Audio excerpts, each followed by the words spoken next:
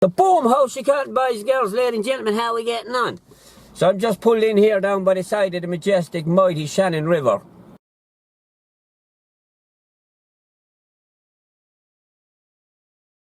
Grown men, plastered in makeup, wigs like pink peacocks on top of their head, dresses, and you wouldn't mind, but they don't even look like women, they look like something out of a freak show.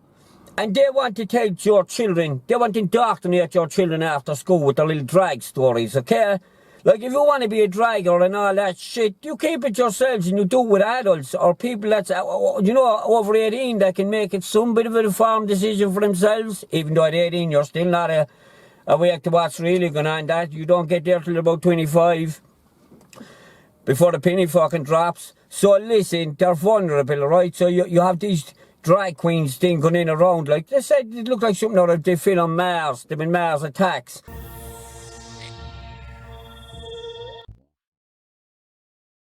And they're trying to indoctrinate the children. And parents had enough of it. Parents are speaking up, right? And a lot of people in the media are speaking up as well. Alright, so thank God for that. They're saying, no, this is a form of paedophilia that you're pushing in around the children. Parents have had enough of the trans agenda taking over the lives of their kids.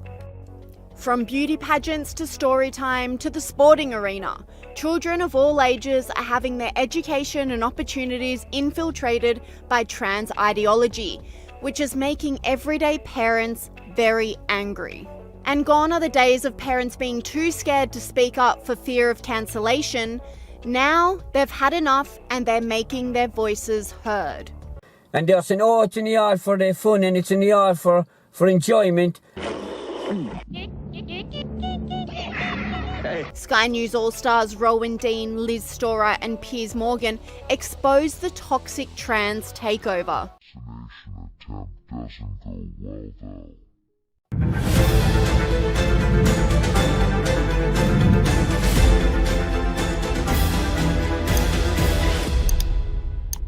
Sport has always been the most prolific battleground for the trans debate. Leah Thomas sparked the discussion with her stratospheric rise from an average male swimmer to the #1 female swimmer in the NCAA championships. Since then, the participation of trans athletes competing in women's sports has skyrocketed. And despite backlash, the trend has continued, with dangerous consequences, says Sky News All-Star Rowan Dean. One of the tragic outcomes of the radical transgender, gender fluidity, 54 genders theory nonsense that has been foisted on our unsuspecting and gullible school kids and their parents in Western societies has been the way allowing biological boys, men, to compete with girls and women has been devastating to the dreams and ambitions of those aspiring young athletes. Many girls have simply abandoned sports out of a sense of futility. But it's not just the medals they may miss out on that is the real nightmare facing these distraught young women. My teammates and I were forced to undress in the presence of Leah, a 6'4" tall biological male, fully intact with male genitalia, 18 times per week. Some girls opted to change in bathroom stalls and others used the family bathroom to avoid this. When we tried to voice our concerns to the athletic department, we were told that Leah's swimming and being in our locker room was a non-negotiable, and we were offered psychological services to attempt to re-educate us to become comfortable with the idea of undressing in front of a male. Whoa, quote, we were offered psychological services to attempt to re-educate us to become comfortable with the idea of undressing in front of a male. Let that sink in. Imagine if that was your daughter. This is the modern left, non-negotiable. A very sociable group tonight.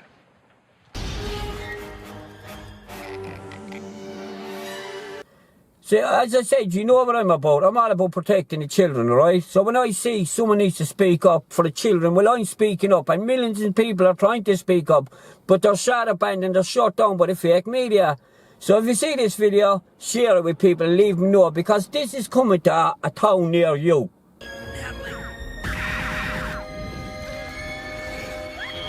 Only last week, a biological male dominated a female athletics race, reveals Sky News All-Star Liz Storer. Just recently, this week, another case of a biological boy competing in girls' sports was gracing the newspapers. Here's the Daily Mail headline. This fellow had ranked 172nd as a guy, but now, competing as a girl, he ranks 4th in the state. Here's some footage of him competing at the girls' 5K cross-country competition. We come in peace. In peace. Way to keep, bro! Way to keep, bro! Nice job, bro! Sukkah, running in a girls' race. Imagine how you'd feel as a parent. Imagine how you'd feel as one of the other competitors who's trained for this and whose college future could depend on where you place in this race. It goes on and on and on. Supreme Court, do something about it. And unsurprisingly, a transgender powerlifter smashed the women's record in Canada, says Sky News All-Star Chris Kenny. And in Melbourne, as we speak, Susie O'Brien from the Herald Sun is still with us, and Stephen Senatiempo in Canberra, breakfast host of Radio 2CC. I want to show both of you a little moment in sport. We're speaking about women's sport and how brilliantly it's going for Australia at the moment. Let's have a look at this athlete winning a record in women's weightlifting in Canada.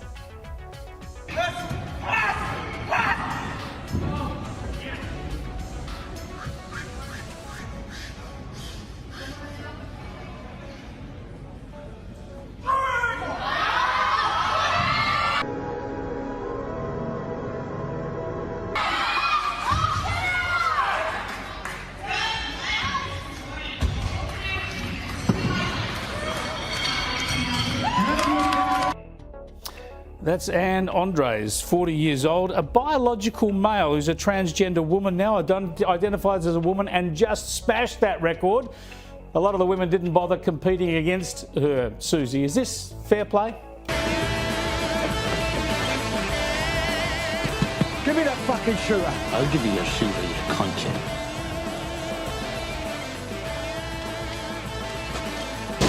Field. If you've got a man who says, I'm a woman, I can compete with other women, and then they go and beat them by 200 kilograms, it's an absolute farce. And I think it doesn't do women any service. It's just a complete and utter debacle. And I think the female weightlifters of Canada have got every right to feel completely ripped off by this complete farce. Tony, there was a man I'd like you to find. And then that same person released a video mocking female powerlifters, which fellow competitor April Hutchinson told Sky News host Piers Morgan incited hate. What should I call you? Should I call you Bullet, Tooth? You can call me Susan if it makes you happy. We're seeing in many sports, but particularly a sport like yours. Yeah, so you have powerlifting, which is a pure strength sport. Males have an advantage of 60 to 70% advantage over females.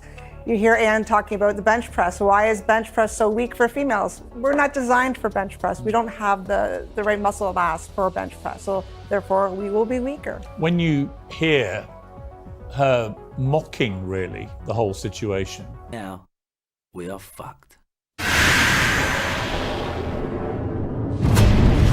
How does that make you feel? I mean, it's the whole thing is disgusting. It's disgraceful. It's disheartening.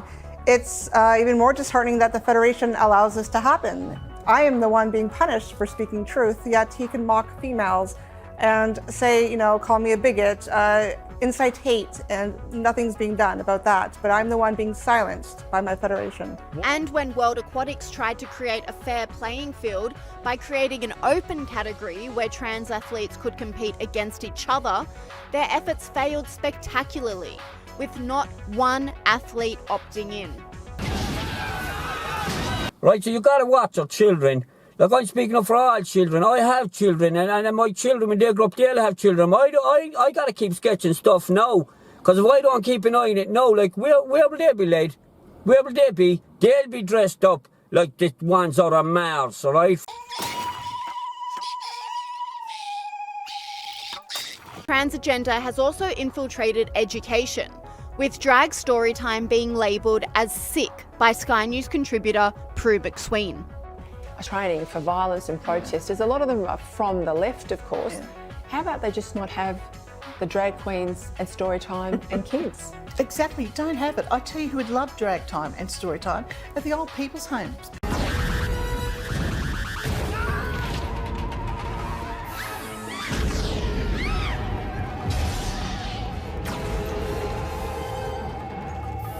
Peter, go and entertain them. They would love a drag queen to come Fair in point. and you know, Fair sing to point. them. But no, they're not harassing the aged care homes. They're going after kindergartens and libraries. Disgraceful. I don't like that. I don't like it at all. The whole concept, you know, I'm picturing karate librarians. I mean, Speak English to me, Tony. I thought this country spawned the fucking language, and so far nobody seems to speak it.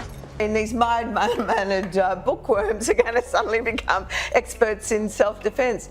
But, you know, I think this is so insidious, this creep of sexualizing our kids and you know, teaching them about dysphoria, gender. Down. You know, it's just all sick, and I think parents need to be really vigilant about this now. Getting to the stage where you don't want to send your kid to a school, and now it's a library. There's no safe place for kids at the moment because these people have got an agenda to force their views, these woke views, on little children. Let them decide when they're adults, not now, when they're little kids. And thought that this is all fine, this is all nice and dandy, everything is cushy, welcome to the utopia. But in case you don't know, for Christians out there, alright, ye know about Sodom and Gomorrah. And Sodom and Gomorrah were two cities that God destroyed because of the very reasons of everything that's going on around us today. That is the very reason them cities were destroyed. And parents agreed, with a drag queen story time in Melbourne being derailed by protests in a bid to stop the event. Well, a local council meeting in Melbourne has been derailed by protesters angry over a planned drag story time in Melbourne southeast. Georgia Simpson has the story for us this morning. She's at Monash City Council. Georgia, what happened last night? Pete, a crowd of about 100 people gatecrashed the public gallery, yelling out to councillors that they were pedophiles, demanding for them to be sacked. This is all over an event planned for May 19 at a library in Melbourne's southeast, involving drag queen Sam Thompson reading books and singing songs to children to mark the International Day Against Homophobia. This event has sold out, but some residents are very angry about it. In recent days, there's been a lot of negative comments on Monash City Council's Facebook page, with Senator Ralph Babbitt among them. The council must have anticipated that something might happen, as last night there was extra security and police already on hand. This crowd of about 100 people, you might be able to see in the vision there, they were angry, they were holding up signs, they were yelling out that councillors were pedophiles, demanding for them to be sacked over what they say they were promoting sex among or in front of children. Council, though, they refuse to back down, and they're not cancelling what they are labelling as a family-friendly event. Do research, read your Bible, learn something in case you didn't know, right? In case you're wondering why did God destroy them cities, for the very reasons and the things we're living in true now, they were the reasons. The most beautiful women in the world are from the Netherlands, so it only makes sense that Miss Netherlands 2023 was awarded to a biological man. Tony, there was a man I'd like you to find.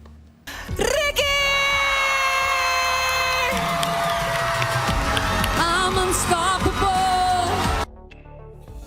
Trans woman Ricky Valerie Colley is the first male to win the female title in 94 years. I think, Caleb, that's because it didn't occur to anyone until about 3 minutes ago to award the best looking female to a biological man.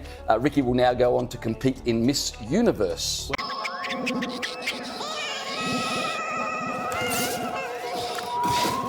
And parents have become increasingly concerned about the trans movement after seeing its progression from relatively harmless story time and sports competitions to dangerous, fashionable mutilation of the body, reveals Sky News commentator Tim Blair.